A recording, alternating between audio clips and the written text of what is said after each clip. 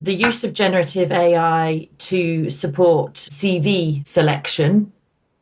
And I guess this is perhaps more applicable to organisations of scale that receive hundreds of CVs, where it does take a lot of human time. And if there is a certain set of criteria that is absolutely paramount in order to, move towards the next process. Like a killer question, have I got a bachelor's degree, that sort of thing. Yeah. And you would just discount the 50 people that didn't have it. In some of the client conversations, it came up, somebody said, I see this as actually reducing bias, because if there are it's the criteria, isn't it, that has to be true. Well, a computer can make that decision as long as they've got the framework to work within, whereas humans can be inherently biased without realizing, because of various different experiences and beliefs and upbringing and what have you. And I thought it posed an interesting debate,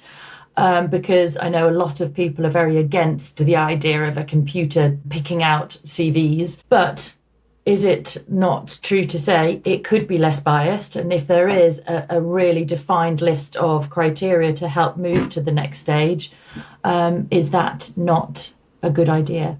The AI tool you're using may have algorithmic bias. Point is, treat it as if you were talking to another human being. Assume, it's probably better at managing bias, but sometimes you've got to tell it to do that. And so you've got to manage your own bias when you're using it and manage the biased outputs.